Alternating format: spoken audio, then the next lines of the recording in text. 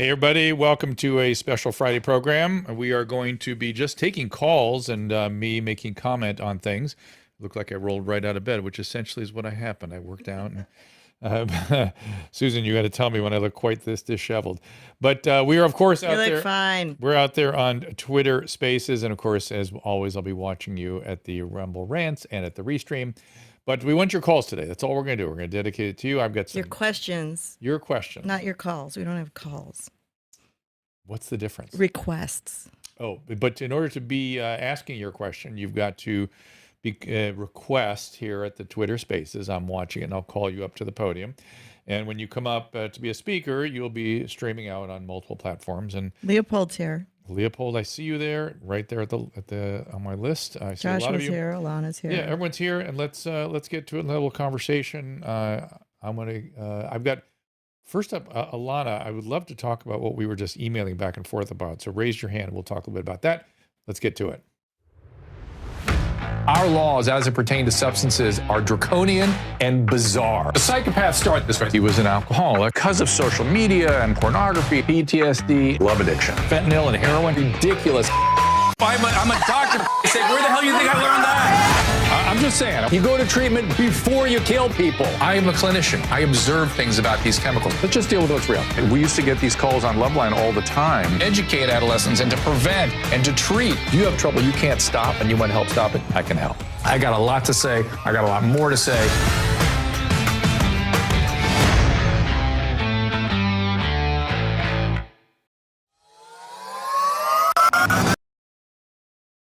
And I've already brought Ilana up there. Can you speak, Ilana? Do I have you? Yes, you have me. So I thought this would be interesting if we sort of went into, just for a couple of minutes, and what you and I were talking about via email. Yes. I'll give you a chance to kind of frame it. So, well, it started, I was with a really good friend for dinner last night, and she has a medical background and was showing me this article, and what we both sort of took out of it, and we're reading more of the commentary, was that vitamin D is not useful. So this is a New England Journal article. Yes. That I actually had seen and didn't know quite what to make of it, but you pushed my face to the mirror a little bit, and it made me take a little closer look at it. And the reason I want to talk about it is it illustrates how careful you have to be in reading medical literature and concluding anything in the process of science. Yes. The best science asks very narrow questions. In an ideal world, you're doing what's called a null hypothesis. You're actually testing that what you think is true is not true. And then you do a statistical analysis to show that, well, it not being true is highly improbable, therefore it must be true. That's science. And you have to ask lots and lots and lots of very narrow questions before you really understand what the science tells you. And then in medicine, you have to apply it. You have to see it in the real world. So what did I say back to you? I thought you explained it very well, and you said that it was looking specifically at just elder adults and fractures, and didn't look at. I mean, I thought I should pull up the email. So I'll tell you what I said. It was they took women that weren't selected for low bone mass. So already anybody who already had a need for vitamin D is sort of taken out of the equation. So and then not only not with low bone mass, we get very aggressive these days with treating low bone mass to prevent fractures. And we use a parathyroid hormone, and we used osteoclast inhibitors, Reclast, and you've heard these things, Prolia, and these medicines. Yes. And the vitamin D demands go up sometimes when you need these things, or you want to push the osteoblast while you're paralyzing the osteoclast. And so that is a totally different question than, does a middle-aged woman have less risk of fracture on vitamin D? And you know what I didn't look at? How long did they go for? How long was the study? Seems to me to answer a question like that, it would have to be like 10 years. And I'm sure it was more like 18 months. Right? Yeah, I think it was short. I like the sample size that they had. Yep. A good sample size. It's not a bad question. It's a good question. Right. And it adds to our understanding of where vitamin D should be deployed optimally. But it also, I think people are aware that there's immune benefit to vitamin D. There may be lower cancer risk with vitamin D. In fact, in the prostate cancer world, I think vitamin D was the only thing ever shown to reduce the risk of, and this may be totally spurious, but there was one study that it might reduce the risk of prostate cancer becoming metastatic. So I take vitamin D, because there's this observation out there. But I just appreciate you asking the question. I just wanted to throw this out there for people so they stop, because in this world now where everybody's an expert in infectious diseases, it makes me insane that one study becomes axiom. For instance, Ilana, Kelly Victory brought up a really interesting study that I literally think about in the middle of the night, which was that study that's showing that hepatocytes, liver cells, have some sort of an obscure reverse transcriptase, meaning this is something that viruses have to be able to turn RNA to DNA so they can be replicated. And apparently, I thought mammal cells and human cells did not have that. But this one study showed that maybe it does. So I don't know what to make of that one study. Have you seen that study? Did you look at it after we talked? I have not looked at that. I'd be curious on your thoughts. So, all right, I've got lots of calls to get to. Okay. So thank you for playing along here. Yeah, and just so you know, I followed your directions and sent it off to my endocrinologist of what should I do. And please tell her to be critical of what I said. I'd be curious to get the feedback. That also is how science is done. Okay. Okay. All right. Absolutely. Thank you. All righty. There we go. Let's get to it. This is Michelle. And it's spelled comme en français, Michelle. C'est vrai ça, oui? Michelle. Hi, how are you? Good. How are you? I'm doing well. Thank you for taking my call. I really appreciate all you do in the social media network to keep people posted on information. My question is in regard to post-COVID. I'm 57, generally very healthy, came through perfectly. I'm very happy about all of that. But I've noticed my brain fog. Oh, yeah. Good times. I don't know. And I'm getting concerned. I had a grandmother with Alzheimer's. My mother did not. But how do you differentiate? So how long ago were you sick? July 4th. Oh yeah, you kind of should have brain fog still. Even when it's mild illness, you can still get brain fog for 6 weeks, easy, no problem.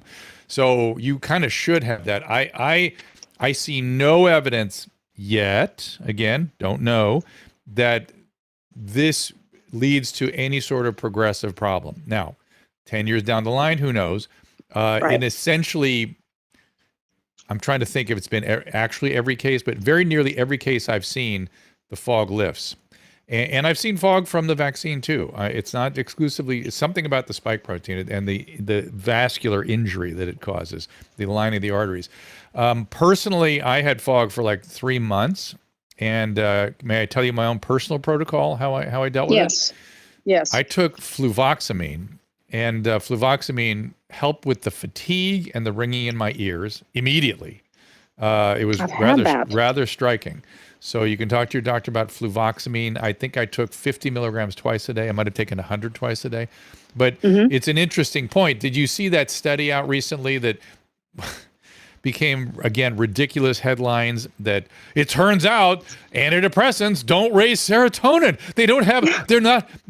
No shit. We know that it's a very protean effect on the brain. And one of the effects is on the sigma-1 receptor, which is an anti-inflammatory. And Prozac and fluvoxamine have very powerful anti-inflammatory effects on the brain, which is why they seem to work, particularly fluvoxamine seems to work for COVID. Now, the other thing I did, and I really think this is what I would recommend to you, just friend to friend, I started studying language. I started working on languages. And it really, really helped. I just had this sense that music or language or dance, I literally had the sense that any of those three, I don't know why, I just had the sense that if I worked out in that part of my brain, I would clear. And I did rather quickly. I've heard you talk about that with Adam. Yeah. And I've been working on my Spanish. I've taken up the ukulele just for fun. Good. To try to get some of, should I be nervous about that fluvoxamine? I don't know why I am, but I am. Well, look, any medication you should be nervous about. Let's be True. clear. And if you clear with some of these other, exercise, walking, pushing yourself, all those things, sleeping right, do those things first for sure. There are weird withdrawal syndromes from SSRIs, and there are weird suppressions of sexual functioning that can be persistent. I've not seen any of that with the people that have taken fluvoxamine for a short period of time for this issue. So, well, I would give anything for the sexual piece to be a part of my life, but that's a topic for another day. No. It's just 57 and divorced and never chose to get into a relationship while I was raising kids. So again, topic for another day. Well, I'll just say that perimenopause is under attended to women. And Susan, do you want to ring in on this? As she's going in for pellets in about an hour, right? Aren't you? Oh, I am. Yeah. Today's big pellet day. I have a girlfriend doing the same thing. She swears by it. I'm a 2-time cancer survivor, so I can't. What do you So all that Breast? perimenopause shit is so real, and we're not talking enough about it. As for cancer we need patients, to figure out something else. For cancer if you listen to me and Adam, I think this was last week. Was it me and Adam? But there's some show I was on with over Corolla.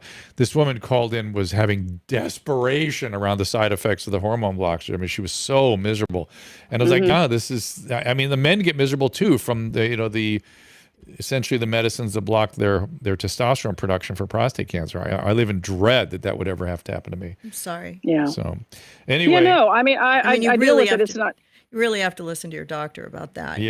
Or for get sure. to a really good hormone. Yeah. Because You a lot guys- of some hormone specialists. I mean, some people say that it helps, but I know. Isn't that what Doctor? Yes, he does. But you listen to your oncologist. That's who you Right, listen to, you do. period. You do. Yeah, and what they have suggested and allowed me to do is an insertable estrogen, just in vaginally. Well, just what about tiny bit. testosterone? That would be the one that you really makes people feel better. That's the one. Yeah, that I don't have bad causes testosterone levels either. Mine are good. Those are good. It's just at least that's yeah. But still, Yeah. give you, and I wondered if testosterone would help with some of this post-COVID stuff too, which is why I'm bringing it up. Did you go to an actual hormone specialist or just? No, I have gynecologist? not. You know what? I live in rural Kansas, and it is hard to find those people that aren't 5 or 6 hours away. And I'm a professional. I work 90 hours a week. Michelle. But I need to take the time. Oh my goodness. Well, I wonder if you can do it all virtually now with telemedicine. You're right. That's how I treated my COVID, or didn't treat because they wouldn't do anything for me. But I do have access to the fluvoxamine, and I'm going to give that some serious consideration. Go ahead.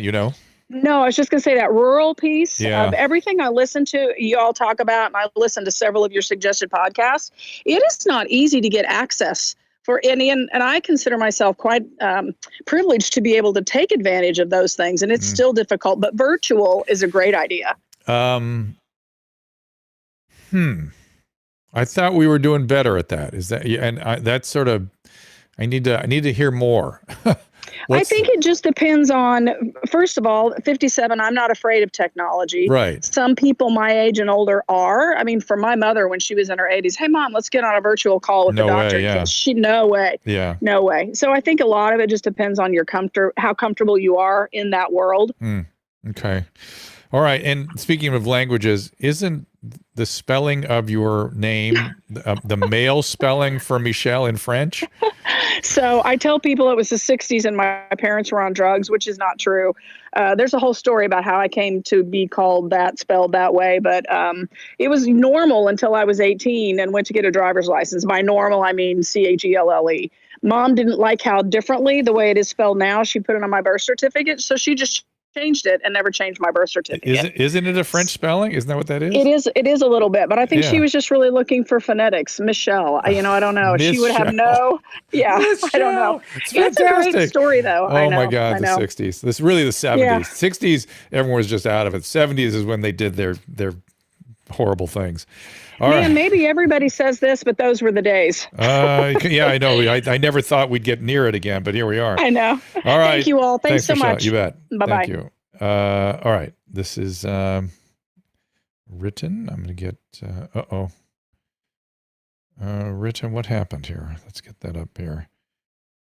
It's weird. Sometimes, Caleb, when I push on the invite to speak, they go back into the audience as a listener. And I don't know why that is. Oh, there she is. Or he. I don't know who it is. There's also a little egg. No, I know, but it's weird. It happens when I. Hi there, Britton. No, I'm sorry. I had to depart because it's my Chris. kids were being bad. Okay.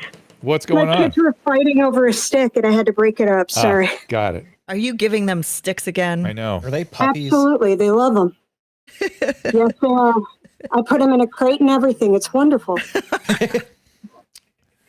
What's Whatever going on? works. What's up? I'm actually calling because a friend recently revealed to me she was having a problem, went to the doc, had surgery. She had a cyst removed from around her ovary, Mm-hmm. and they looked inside it, and it had teeth and hair. Yeah. This That's wonderful friend of mine is so convinced she had a twin. No, And it's just a she both teratoma. freaked out. Yeah, those are really common. Those are really common. There is such a thing as a a conjoined twin kind of thing, or a twin that migrated somewhere. But this is just a cyst. This is a dermoid. It's called a How does it go? It's called a dermoid cyst. It's a germ cell cyst. So it's pluripotent, and it starts to grow abnormally, but it still has that potential to differentiate into any cell type. So you'll get teeth and bone and eyeballs and all kinds of things. Everything. Oh, God, eyeballs. She just had teeth and hair. And she was like, you're not going to believe it. Mm-hmm. You know, I think I had another person growing inside me. I'm like, well, this isn't the first time. She's like, no. No, you This don't is mean a the devil. weird You mean not just a devil, but yes, okay. Yeah, but all right, I will let her know. Thank you so much. They're called. Although I It's still called. might mess with Just look her. up dermoid cysts. They're very, very, very, very common. It's not. Oh, I'm sure that'll be fun. Thank you so much. Okay. All right. See you. Bye. Oh my goodness. Ethan. Let's get Ethan up here. Whoops. All right. Hold on. Ethan. There we go. Ethan, go right ahead there. Hey, Hey. Dr. Drew. Hey, man. So I've got a non-medical question. I was just hoping to get your opinion. Okay. So as you may have heard, the Biden administration, they sort of recently changed the definition of an economic recession. So it was 2 consecutive quarters of negative GDP growth, Mm-hmm. and now it's sort of like a broader, more intricate definition of economic decline. Yeah. And given your role in the rational revolution, Okay. keep them high and tight. So here's your mom's house. Thank you. Hi, mommy. Yes, sir. So it's funny. I saw that all happening, and you know what the most disturbing part about it was for me is that Wikipedia, and I tweeted about this today, and I don't know if it was Elon Musk or somebody else pointed it out. Wikipedia changed their definition of recession and then locked the Wikipedia page. And that was disturbing to me because I don't claim to be someone that should be involved in determining the definitions of economic terminology. But I would like to be able to go somewhere where people are allowed freely to express their consensus. And the fact that Wikipedia locked it, I was shocked. It was really shocking to me. Wikipedia is bad enough with all the bullshit that ends up on there. But for me, again, when you're the object of these things, you realize how far off they go. But okay, at least it's a what do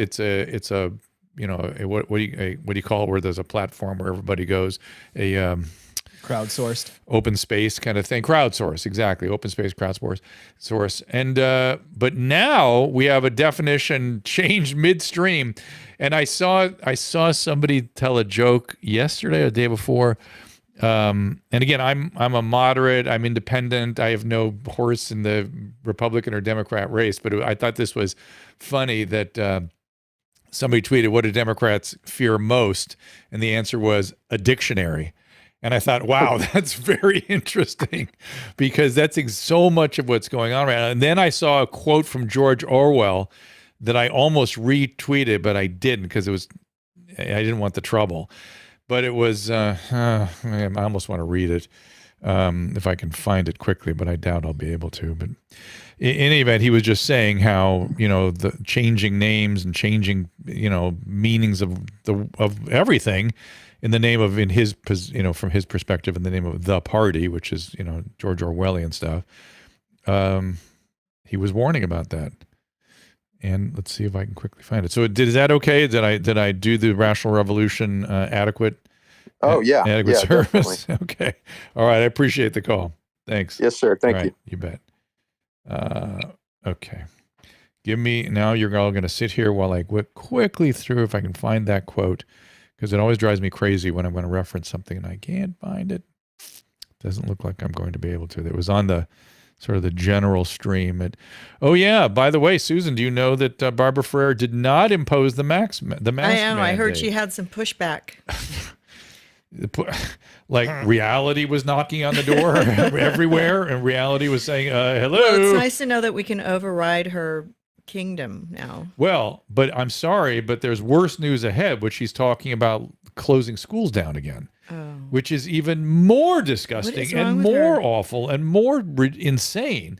What is wrong with her? That's right. What is wrong with her is the question. She's buying the communist plot. No, she's not. She's not a clinician. She's not even a scientist. She's a sociologist. People keep saying she's a social worker. I don't believe that's She's true. a socialist worker. I think she's a sociologist. A sociologist. No, and I don't think I just don't think she knows how to. And then she feels somehow above the consensus of her I know. peers. Everybody's like, no, we're not going to do that. Yes, we are. Yeah, I'm going to do it. I'm responsible to blah, blah, blah, blah. Okay. I wonder what she does at night. She's so weird. Maybe we ought to look for her in what we do in the shadows. Maybe that's what she does at night. Maybe that's where she goes. Oh, you're really hitting below the belt. Humbly, kidding, joke. I know, but she makes so much money, and I heard that she's not a point. You can't. Are you doing your nails? Yeah, We can hear that loud and clear. I heard they can't. What is that sound? I heard that she isn't voted in. That she's appointed. She's appointed. That's right. What does that mean? I don't get it. The board of directors appoints her, and they can also undirect her, which is what. Why aren't they? Well, because they have. It's only Catherine Barger and forgetting the other one's name that might be willing to do that. The other three aren't willing to allow that. So it's a democracy there. Is that the same board that got you kicked off the homeless thing? Yeah, same board. Oh yeah. Well, we know how that works. Yeah. They're cowards. It's like a popularity contest. They're cowards. No, it's not in popularity because they don't worry about they don't worry about the populace. They worry about the loud extremes that show up in their boardroom, whom they should never ever be listening to. Yeah, I've been on a board of directorship panel. What? And, but this is different. And I know how that works. Everybody's careful about everything, changing the status quo. It's very organized. Small groups. It's small groups of people that are very organized. You can always find a group of 500 people who can get onto any topic, and they can go crazy on social media and make their group seem like they have 500,000 because they're being very loud. It doesn't mean that they're right, but it's a party of five. Right. Social media makes it seem like it's so much bigger, and then politicians especially become afraid that they're going to lose their jobs when really they're just going to lose the 500 votes from those loud people. Yes, that's exactly right. And problems don't get solved. Well, I'm not finding the quote I was looking for. I call it a dictatorship of boredom. Well, it's they're not very bored. They're anyway, well, COVID was like probably the most exciting thing that's ever happened to them. Could be getting the power. Could be. All right, let me go to some calls again. Sorry about that. So let's. I know. Don't bring here. me into this. Yes, let's go. Molly, what's going on there? Hi, Molly. Hey, how are you? I'm good. What's going on? Good. I had two things, but I'll start with one, if I may. I had a question. I'm a teacher and a parent of teenagers, and we have, through the years, come across friends that have teenage kids that they're off. They're using marijuana is what the parents are saying, but the behavior doesn't seem like what I used to know as marijuana behavior. Yeah, because the potency is so extreme right now that it is having massive neurobiological effects and developmental effects. And these psychosis, we've seen that too. Literally crazy. We've seen that for sure. And the idea that, they're just smoking pot, at least they're telling us that's all bullshit. That's all bullshit. Right. You're trying to protect a developing brain. What they do as an adult, on them. But in adolescence, you have to have a zero tolerance for everything because look, there's alcohol, right? Which I would argue you should have zero tolerance on because every adverse health outcome you can name, you find alcohol, whether it's a pregnancy, a fight, an accident, an STD, a fall, and anything, you always find alcohol. And now we have cannabis and the other drugs which affect development and affect the emotional systems and have real serious effect on adolescent brains. No, there's no like, oh, we're the cool parent. No, you're sacrificing your kid's development. And, I'm not saying you necessarily can control all of it, but it may not be a parenting problem. There may be a mental health issue and you should treat it accordingly.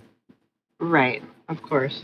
Okay. That was, I was just curious, like, obviously it's a stronger thing now. It's vastly stronger. And we are seeing more addictive behaviors and we're seeing more of these mood problems and more thinking problems where kids get really kind of paranoid and wild in their thinking.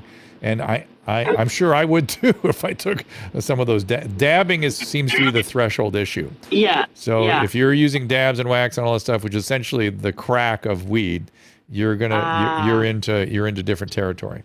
Okay. Got it. All right. Okay. One quick question also. Do you know if there's any studies going on with the kids that were out of school from COVID and then back in? I would love to see a long-term study of how those kids There's a lot of people looking at that. There's reports galore, as you can imagine, about the mental health consequences. It all looks bad now, but by the same token, people are wondering, is it going to resolve? Is it going to get better? What's the time course going to be? And so, yes, there are people looking at it. As a teacher, I've noticed I did a lot of the whole whole areas. We've done a lot of social emotional things with the kids every day, and they're just half the time we're like, these kids are like animals that just got released from the zoo. I have elementary kids and I love them, but I'm like, oh my gosh, these kids are they just got released into the wild. Yeah. It's just, it's crazy. I felt like that when my kids, I had triplets, so I was taking care of them for 3 years on my own, and they were animals. They were animals. They went to preschool, and they just suddenly had a conscience, and they suddenly were under control because they had professionals helping them, get through their day, not just me. Right. And I was like so grateful. But if they were 3, if I had to take care of them until they were 6 or 8, they'd be exactly like they were when they were 4. Yeah. Because I just don't have the capacity, No, we were to this day, I get emotional when I think about the teachers that were involved in our kids under age 10, really. And the gratitude we feel for what you do. Oh my God. I'm grateful all the way along. But, so grateful. But back then we were in desperate straits. But you're getting handed 2 or 3 years of kids that were in isolation. Yeah, and it's crazy. Just, I can't imagine. That would be a tough age. Academically and emotionally, just definitely behind. Trying to catch them up as quickly as we can. What's your instinct? What are you observing? Do you think we're going to get there at some point, or are we going to leave a certain percentage behind because of this?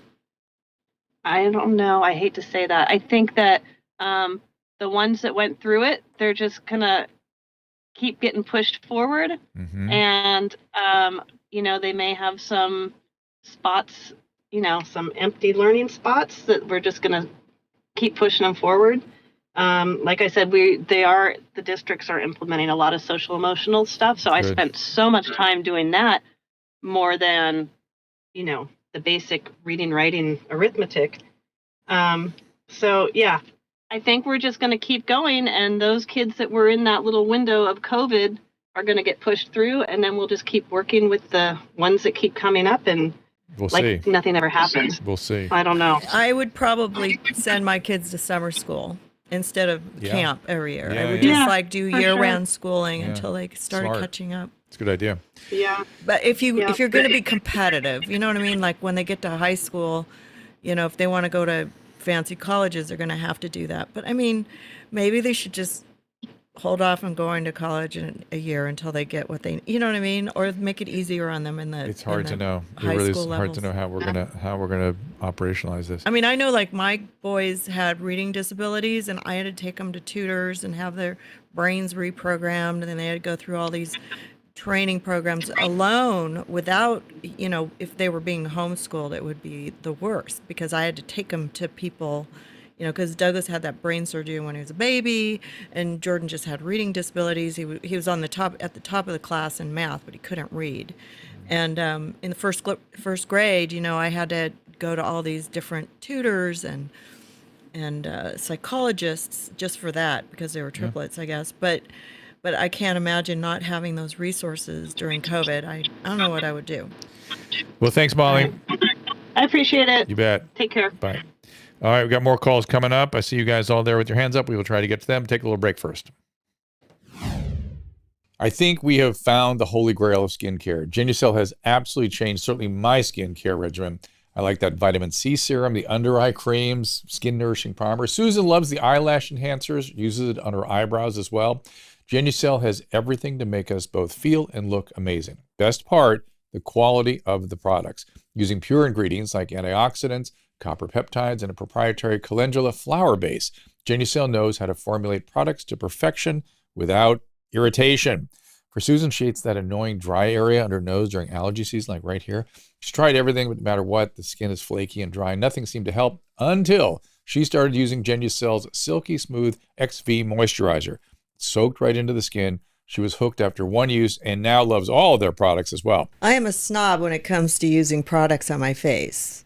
The dermatologist makes a ton of money from me. But when I was introduced to Genucel, I was so happy because it's so affordable and it works great. I was introduced to the Ultra Retinol Cream, which I love at night. All the eye creams are amazing. People notice my skin all the time, and I'm so excited because it's actually working. Right now, you can try Genucel's most popular collection of products and see what I'm talking about for yourself. Go to Genucel.com and enter code DREW for 10% off. That is GENUCEL.com, and the code is DREW. Susan, any follow-on to that? Well, I do love the eye creams. Yes, you do. But, you know, yesterday, Caleb was saying that he gets zits on his face, and he hasn't had them ever since he's using the skin reddening, anti-reddening cream. His wife, unfortunately, is disappointed. But she doesn't get to pick at him. You have a hard time with using any creams. Yes, I do. Because you use so much retinol on your face, Retin-A. No, I have a problem because I use the retinols because I have adult acne, and so anything I put on. But after that, your skin gets really red, and using that cream seems to work on your skin and lessens the redness. Yeah, and the eye stuff too. I like that. Yeah. So I've been doing that, and it works in 24 hours. It's great. Yep. There you go. So thank you for supporting us. They have these like cool packages too that you can go on the website and then put your skin type in and they'll tell you which packages work. So we're going to have our own package on there. Oh, cool. Caleb, once again, I can't get on Rumble for some reason. Are you on the rants, Susan? I am. Anything going on over there? Okay. Oops. Jahep isn't Anything here. going on? Yeah. Oh, no. Yeah. Jahep. he's not stirring it up over there. Jahep just made it. Okay. Well, there he is. What do you know? Yeah, we have a few people over there. Any questions over there? I can't quite see it. So we need some questions from the ranties. From the ranties. Rumble ranties. Ranters. I got it. Let's see. Okay. So let's go to the calls again. Here we go. Diane was over there. Meta. Give Meta a chance to come up here. Meta.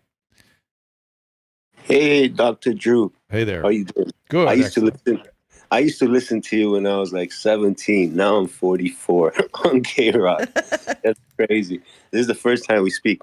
I have a question. How can you I work in artificial intelligence and I'm trying to basically build models that provide better healthcare, but I'm not a doctor. And I want to do this all on crypto and globally. Is that against the law? Crypto and globally. Yeah, I mean, you can't do anything even across state lines in this country, let alone across country boundaries. So, but is it against the law to use artificial intelligence to provide like advice to people, even though it's not as one. I see what you're saying. Just as if you couch it as informational only and educational, you're fine. But if you're like as one, I go to other states sometimes and I do things, and I always check in with their boards of medical quality assurance and whatnot to make sure I'm not running afoul of their state licensing. And the one thing they always tell me is that, okay, you're a physician, you have medical knowledge, you're coming to our state, you're telling somebody to do something. You need a license, and you are practicing medicine in our state. Period. End. And now COVID changed that a little bit because we were able to do the telemedicine stuff across state lines, but they've closed that down again a little bit. So states seem very unwilling to open this all up. I don't know why. So specifically, I'm looking at radiology images, X-rays, things like that, and it could help society immensely, but I don't want to. Well, so what seems to me makes sense is if you had an AI that could give like a second opinion. You may have to go to every state to get the approval for that.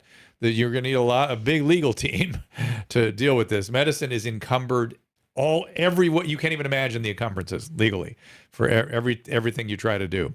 But you get the right legal team and they could figure that out. It sounds like I know that radiologists themselves are looking forward to this kind of thing. So there's stuff. I'm sure you'll figure it out. Let's put it that way. It sounds like it has great utility, and I strongly support you in just moving things forward. This is Cobra. Get Cobra. Thank you, Matt. I appreciate that. Cobra. You got to unmute your mic. There's a microphone in the lower left-hand corner. You got to there. Hey, man. Hey, Dr. Drew. This is incredible talking to you. I can't believe it. I listen to old love lines all the time. Oof. Woo. from Giovanni, his collection? Yes, exactly. What is that like? What is that? Tell me what motivates you to do that. What's that like? It's so of its time. It's interesting to me that people listen to that stuff. I've listened to it for years, and it's like a touchstone for me. Like I remember what Loveline episode I was listening to right before I moved to California to join the Border Patrol. I love listening to it. And I mean, Adam and you are you're great and it's entertaining. And the calls, I can listen to the same show and, still be entertained because you don't really remember exactly what everybody was asking. Right. And great too. Interesting. It's so funny. I found some old Loveline tapes in the garage. Like, I don't know, we were cleaning out the garage and I found like a pile of these, tapes that Drew had in the back of his car and ended up in my garage. And I called Giovanni and I'm like, hey, Giovanni, I just found this, and this. And he goes, oh my God, send them to me. So I ship them to him and he puts them all on a hard drive and he uploads them. I mean, this is his passion. So you have to give him a shout out for all the hard work. Giovanni, thank you. For free. We appreciate what you're doing. Your audience, they're your audience that you're building there. They really appreciate it. I wish he should have had like a, some kind of a GoFundMe or something for doing that. Yeah. Poor Jesus. He seems like a tortured soul too, He's just had so much bad luck. I know it's true. He's had an interesting life. It's true, but he loves his work. He loves doing that for us. And I'm really happy that the radio station didn't give us crap about it, Yeah. Because we could have turned those into podcasts in the olden days. We could still do that, actually, if we want to. Yeah, I don't know how that would work. Maybe I just have to it's all on a hard drive. We have all this audio. Well, Giovanni's I have the hard drive in our office. It's got everything on. He did a lot of work on it. So let him be the beneficiary. Yeah. So what's going on? In the vein of like Loveline, I kind of had a relationship question. Right, I just broke up with my girlfriend, and I just wanted to bounce it off of you to see what your thoughts were, because circumstances happened to where I moved from where I was living in California out to Arizona, and my parents were living in Lake Havasu. Well, my dad and my stepmom they were living in Lake Havasu, and they moved out of there, and they were living with me for a little while, and eventually we bought this house in Arizona. Well, I bought the house, and they're living with me. They kind of moved in with me. Your parents. And the girlfriend that I had big fucking problems with that. Oh, sorry, it's a curse. Okay, that's right. And I just wondered what your thoughts on that were, because she was like really had issues with it. It's, you know, I don't know even, you can't, let's see, where should we start with this? A lot of people have trouble with our life scripts. That's sort of the way you would, and our values. And if your values and your scripts don't line up, it's hard to compromise because those are very deeply held beliefs. So evidently in your belief system and your values, bringing your parents in, bringing multiple generations in is something you value deeply. And for her, it gives her no regard other than it's a pain in the ass for her. She can't navigate in her home, essentially. She's encumbered in her house. And, you know, one of the ways to deal with that is to make sure that they're kind of separate living environments. But if you can't do that, there's not, I don't know how you would compromise that, right? Because people that don't want to live around somebody's parents really don't want to live around somebody's parents. Susan, what would happen if I brought my parents in to, let's say, at Hollyburn when we were in a little house for many living years? with us? Mm. Oy vey. Mm. How would that have been? Oh, no. No. It would have been difficult. How about if you started saying you wanted your dad to come live with us? He would never do that in a million years. But we did talk about him living in the pool house for a while, remember? But that's separate living space. And it made me different. nervous. Yeah.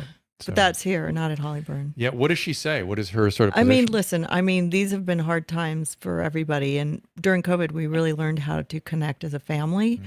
So maybe it would be different now. I don't know. Cobra, what does she say about this? What's her position? Well, you know, it's obviously a lot of drama, and what happened that really sort of was the thing that, you know, because she would come over here and she would hang out and everything, but she ended up having problems with my stepmom. And, you know, to give her credit, you know, the stepmom has a drinking problem. Mm. And so, you know, there was one time in particular where she was just in a state and, you know, acting a fool. Mm. And she was yelling at my dad, and she was throwing stuff into the pool. And, you know, and Grace, that name of my girlfriend, she decided that she was going to go out there and try to put her in her place and say, like, you need to calm down or else I'm going to call the police. And apparently that was a big thing. And then we left and we went upstairs, and then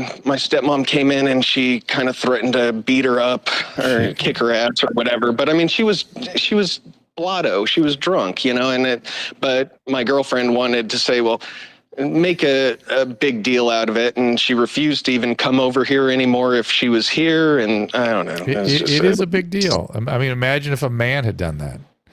What if it was your father had done and threatened to hurt her physically? Loaded or not. Listen, this is part of your stepmom's illness, and she now has crossed a line where she's threatened somebody else. I hope she feels guilt and shame about it. I hope she wants to apologize. And hope it motivates her to want to do something about her alcoholism. But if it doesn't, I don't really blame your girlfriend, because it's only going to get worse. Yeah, it doesn't go away. It doesn't get better; it gets worse. Well, she, my stepmom, she tried to bury the hatchet and said, like, look, I'll have her over here and apologize, but my girlfriend wasn't having any of it. And yeah, women get resentful. Yeah, they don't. Sometimes they just don't. A man can come in and shake hands. Women, yeah, we don't give up. No, they hang on to stuff, and for good reason. We're very protective of ourselves. Well, dude, it's a really challenging. It might take problem. time. She might get over it eventually. But she might. I don't know. I mean, I would keep them all separate for sure. I think I would really strongly recommend that the stepmom get some treatment for alcoholism, start attending meetings if she possibly can. I mean, if your girlfriend sees that kind of movement in the right direction, maybe she'll be different. But your girlfriend is not wrong. She's not wrong. And it's not just that she doesn't want to be around your parents. It's that she's literally been threatened by an alcoholic who's intoxicated. And that's pretty serious stuff. I mean, the reality is the fact that she didn't call the police is sort of extraordinary. And that she was sort of, I'm sure, holding back on, when people have that much consequence from their alcoholism, you need to let the consequences fall. This is really more about the alcoholism than about your parents living with you. Because it's not as though this started with your girlfriend. I'm sure she didn't like your parents living there, but this wasn't, I won't be around when your parents are around. This was, now your stepmom was loaded, acting crazy, threatened me physically. We're into some different territory here. Has everybody seen Bill Burr's Red Rocks comedy? Susan, we saw that last night. Yeah, I saw it.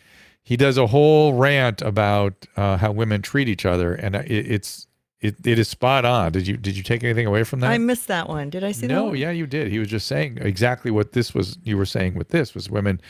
He was saying that the question was why do the WNBA players get paid less than the NBA players? And he said because the women don't go to their games. They don't sell enough tickets because the people that are supposed to be interested in supporting them and involved in their careers don't buy the tickets.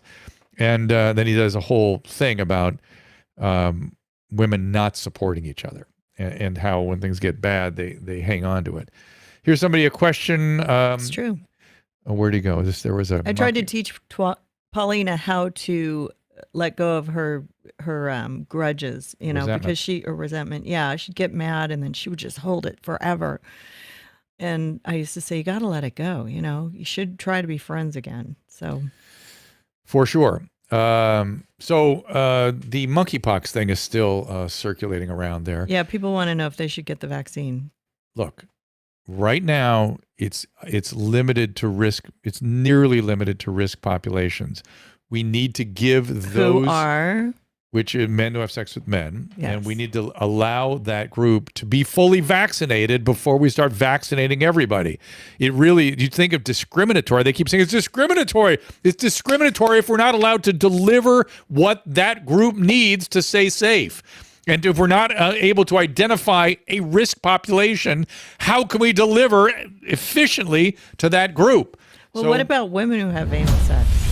If they're not typically having that anal sex with men who have sex with men. And by the way, it's just already spreading through the gay population. I read an excellent thread by a physician who's gay, and he got it at a campground where he was dancing in close contact with other gay men without clothes on. It was clothing optional. Seriously? Campground. They were dancing. Everybody got monkeypox. And they were naked. Or whatever. They were close to that. And the point being, no penetration. I don't know. I think they don't want to say that. They're always afraid to say. I'm saying I don't think that's necessary. That is not necessary. That's an efficient way to transmit it, but just close contact will transmit it. Now, much like with HIV, eventually it gets to non-risk populations. But if we can contain it in the risk population by vaccinating everybody, we're going to be fine. But for people who have zero risk of making direct intimate contact with the current risk population, don't waste the vaccine over there. Now, if it breaks out big time, yes, of course, everybody get the vaccine. And there seems to be some, Ashley's saying, I'm a lesbian. We're the least effective group right now. I suppose that's true. G'day. Aside from the monkeypox, the campground sounds awesome. It's Wiz Chris. I know. I want to go to that party. It does sound fun. All right, let's. Reminds me of an episode at the Monster one time. Jesus. They used to have like underwear parties in there. Gay bar we go to and sing karaoke. I don't know if they have those anymore. One of the gay bars we go to sing karaoke, by the way. Wow. This is Tom, I believe. I love gay bars. Tom, what's up? But maybe you should be getting the monkeypox vaccine. Maybe. Susan. But go ahead, Tom. Hey, Dr. Drew. Hey, buddy. We've spoken in the past. I have a specific medical question for myself, but I had to piggyback on what you were saying with the last caller. 5 years ago, my wife got sober, and coming off of that, I was having troubles adjusting, and I talked to you, and you recommended Al-Anon. Yeah. And boy, lifesaver. I mean, good. Wonderful. Good. Wonderful. Good. So thank you so much. Our family is... Oh, that's great. Really So blessed. really just the simplest way I think about it, your wife is now growing and changing and becoming a different person. You got to catch up with her with your own program, and good for you for doing that. Right. So I thought when she went to treatment, came back, got in the AA, did like 90 meetings in 90 days, really got in. Good. And I thought everything was going to be tiptoe through the tulips, and turns out I had things to work on. So anyway, your recommendation to get into Al-Anon good. Really broke me through. So Beautiful. thank you very much. Well done. Yes. So that's 5 years. But COVID. I had COVID in January. I was not vaccinated. It was, I was sick for 3 days or so. 5 days, I was totally fine. 2 months later, I notice my hair is thinning. I have a very full head of hair. And now, 8 months later, I'm like, holy crud. I might, I've lost like 40% of my hair. Oh, how long? How long? 8 months? Uniformly, though. 8 months? So it was the first part of January. So seven Okay. months. And have you read about that? Only that it's a thing. Not isn't it more reported with the vaccine even? Is that what I'm remembering right? that I must confess I don't know. But well, I do know I can see my scalp now, and I'm known for my hair kind of guy. People go, oh my God, I would go see go see a dermatologist immediately. Okay. There's something called telogen effluvium, where your hair, any serious illness, and pregnancy typically will do this too, will cause your hair to sort of, each hair has its own growth cycle. It grows and then it falls out. Right. But telogen effluvium is where all the hairs start to cycle together, and then they all fall out together, and then they come back together too. That's it comes back very quickly. But I don't know that that's what this is. It kind of has that quality. And if it's it's not like my pillow's full of hair every morning. No, but I get am it. Seeing more hair in the sink and things like that, and I can, I'm seeing a shine. I don't have enough experience with telogen effluvium to know whether it can be sort of slower like this. But I will tell you this: there is a lot of treatment now for alopecia of various types. Are you losing your eyebrows and stuff too, or just the hair in your head? No, it's strictly on my head, and it seems to be the standard male pattern, crown. Yeah. So a lot, there's but lots of things. Not receding. It's not, my hairline's not receding, but the density of my hair on my crown is like uniformly thinner. And is it in a round spot? Is it throughout your scalp? It's throughout. So it's from about the width of my eyes straight back, like a mohawk. Yeah. Beautiful. Anti-mohawk. I would. There is a lot of medicine now. A lot of these newer rheumatic medicines you see on TV, they're being advertised. They are being used for various kinds of alopecia, and they work like a son of a bitch. So go see a dermatologist for sure. So you can't see the Rumble rants? I cannot. What is it? All right. So I sent one on your phone. I showed you somebody asked a question. You sent it on my phone. What does that mean? I sent you a text. A snapshot of the question. I think it was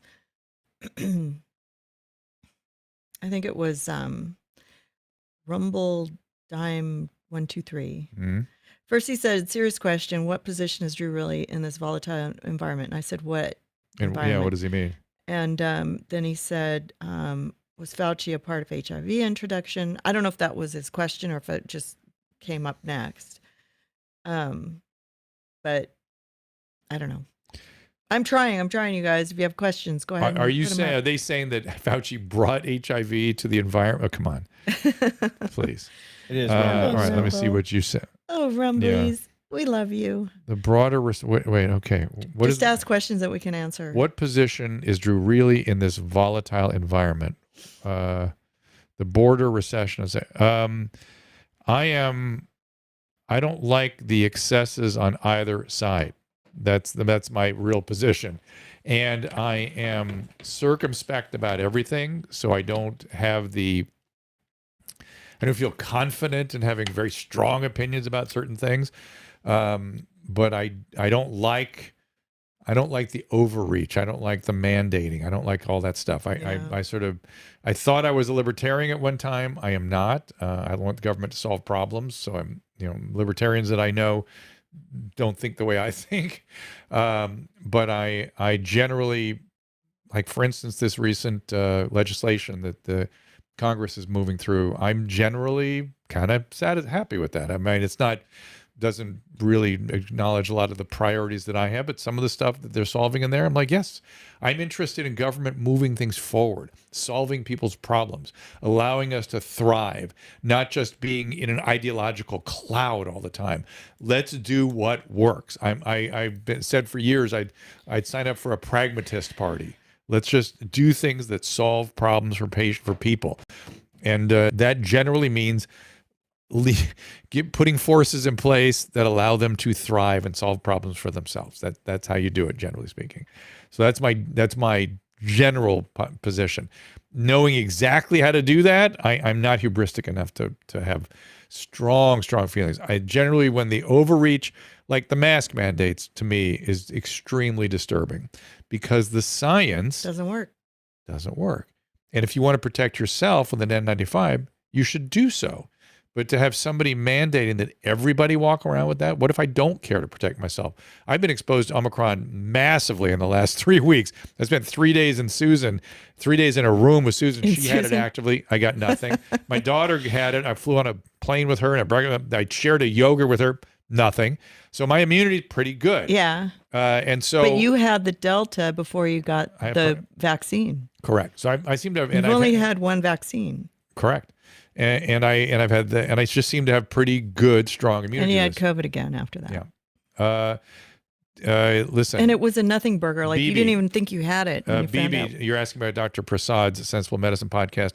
Yes. And also his other podcast. Oh crap. I found it long before anybody else had heard of him.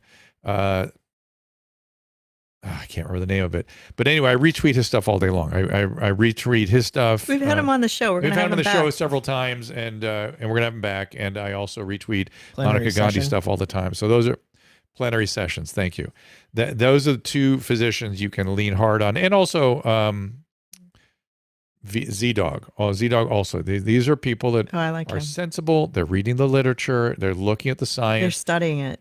And they also know where there is no science or the science says something different than what the government is mandating. And that becomes infuriating at a certain point because it's sort of disgusting. What are we doing? What is this all about? But there's something, and especially when you know it harms people. There's something that makes you feel good about yourself for covering your face for everybody else. And you don't even know that it doesn't work. But it's just such a social virtue. So, virtue signaling. That's disturbing. That's back into the ideological cloud. That's disturbing. People shouldn't have to signal each other their virtuousness. Yeah. That's deeply troubling to me. I thought at the beginning, like if you got the vaccine, you wouldn't have to wear the mask. And then if you didn't have the vaccine, you'd be wearing the mask. But then we'd all know who didn't get the vaccine. Even the vaccine mandates is concerning. I'm concerned about. And I'm definitely concerned about passports. I got in trouble for saying, hey, when you create a passport for a vaccine, you create an out group. And oh, by the way, most of the unvaccinated are African Americans, and they have a reason for not trusting the medical system that is quite justified. I think so it's if you want to wear a mask, wear a goddamn mask. You know what I mean? But don't look down at me because I don't want to. That's what's disturbing about it. This us, them, tribes. It's deeply concerning. We should be rowing in the same direction. Yes, vaccinate. Yes, BB, I agree with everything those guys are saying. She's on my restream talking about YouTube. And she's talking about the positions that Prasad and Zubin have taken about these mandates for college students and these masks for college. It's just non-scientific bullshit. And so why they would take these positions is sort of, especially institutions that are supposed to be steeped in science. It's very, very concerning. It's endemic. So that's frustrating. That's problematic. That's how I really feel. I think we have to re-educate everybody on the science of catching a cold and getting over it. Like everybody's like feels I've so told you, we guilty need to, for getting sick. We need to go over death and dying. We need to go over how biology Especially works. the younger generation. We need to talk about what it means to have a good life. And guess what? Walking through the world trying to have a good life is dangerous a lot of the time, and will not be pleasant in terms of the biological things that happen to you. That's in the nature of the human experience. And if we want to. Or do we want to shelter in place? Do we want to sit in a room by ourselves? No. Is that a life? I'd rather not live, frankly. I don't know that that's a life. I don't know that I guess because we have electronic media, people can sort of get a facsimile going, and sort of it's better than it would have been. I mean, think about how horrible this would have been without Zoom and without electronic media. It's just technology. Ugh. Yeah. So without your television studio to keep you right, exactly. in the world. Oh my God, what a crazy thing we went through. It's just ridiculous. Yeah. Unbelievable. Yes, exactly. All right. So thank you so much for joining me and for asking your questions. They've all been very great. And I appreciate you all. Is Rumble Rant satisfied with my little thing there? No, he left. Okay. He didn't like your answer. He said you were too neutral. Okay, perfect. He took off. Too neutral. Fantastic. Yeah, too neutral over there. Yeah, we're gonna come back at you with a little Kelly Victory once a week and keep it a Rumble. Yeah, Kelly is more probably your point of view, and I'm interested in talking to Kelly. So we're going to do some special Rumble shows. I want to have Dr. Prasad back too. Yeah, let's bring him back on this one for sure. He's very well. busy. We're going to do it on all of them until we get kicked off of YouTube, and then we'll go over to Rumble. Well, Vinay Prasad is the reason I used to listen to plenary sessions is his ability to read medical literature was exquisite and remains as such. He knows. We opened this show by talking a little bit about my reading a New England Journal article about vitamin D supplementation. He reads very complicated oncological studies and has a frame to understand them because he understands the full landscape of other studies that are out there and has analyzed them and thought about them. And so when you read a single study, put it in the context of other research that's out there. He does that incredibly well. He knows what he's talking about, and he's done that all through COVID. So he's able to do that with the infectious disease literature as well. And he's been spot on about everything. And it's really hard to do that when the information is it is evolving quickly and it's a moving target. But he certainly knows where there is inadequate research to be able to do and make the claims that, for instance, the CDC made, the LA County Health Director made. There's no science to make do the things they did. In fact, empirically, it looks like it harms people, and they seem unyielding and unwilling to look at the empiric data and just stay with this monolithic view, which is, again, not supported by science and hurts people. That's not who we want making decisions for us. And that is how centralized authority harms. It's why medicine authority can't be centralized. You have the nuance of the needs of a given individual should be determined by a medical provider, not by somebody in an ivory tower somewhere from on high. That is how you hurt people. I will try to find that George Orwell quote. I'm distracted by that, and I will put it up on Twitter somewhere. So it was pretty interesting. It's all the things we're doing now. George Orwell saw as something that could easily happen. I just got some good news for you and Rumble. Yes. I just booked Alex Berenson. As soon as he says the sooner the better. So yeah, that was pretty easy. Yeah, so we'll have to figure that out. We're going to be traveling next week, unfortunately. And Friday, maybe we'll do an Ask Dr. Drew with just you guys, which I love. By the way, we have a huge audience right now. And people are getting their questions answered, and we're talking about great stuff. So we'll do that again a couple days a week, hopefully. And then we'll be back maybe Friday of next week. We're not sure. Okay. And then but the following week we'll pick up again. We are back. Well, sort of. It's still sort of a weird. It'd be probably Monday, Tuesday, Friday. Monday, Tuesday, Thursday. Yeah, something like that. Yeah, we're doing some traveling, but we're still going to do the show from New York, and maybe we can have Alex come in. That'd be great. And we're going to visit the mommies. We're going to Austin on Monday. That's what's really taking us out. So we'll be doing back at your mom's house, Jeans, at Studio Jeans. So, and I saw Tom did a tour of Studio Jeans. If you want to see it, it's up there around on the internet. So, and we also have a new guest this week. You got to check her out. She's pretty cute. So Susan likes her. Oh yeah. Oh yeah. We'll have a preview of it at the end of the episode. All right, perfect. And we will see you all. Yeah. Let me make this correct. Next Friday, Susan, is that correct? Next Friday, possibly after Gutfeld, if we can, squeeze in and ask Dr. Drew in between. Okay, perfect. Okay, we'll see you then. Ask Dr. Drew is produced by Caleb Nation and Susan Pinsky. As a reminder, the discussions here are not a substitute for medical care, diagnosis, or treatment.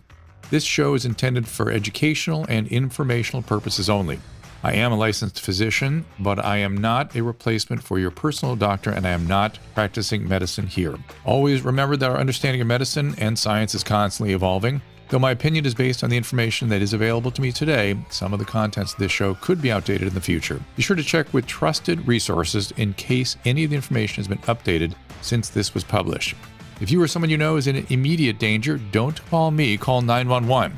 If you're feeling hopeless or suicidal, call the National Suicide Prevention Lifeline at 800-273-8255. You can find more of my recommended organizations and helpful resources at drdrew.com/help.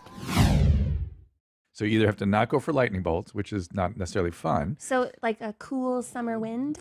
Butterflies. Butterflies. Yeah, butterflies more than lightning bolts. It's codependency, right? It's sort of what this is. And when people have kind of lightning bolts, right? Yeah. Like you had lightning bolts with your husband? Yeah. Yeah. That's going to end every time the way that one ended. Oh, no. Yeah. So you have to either not go for lightning. I thought you were a doctor. Why do you have to be a psychic? It's all the same stuff. What the fuck?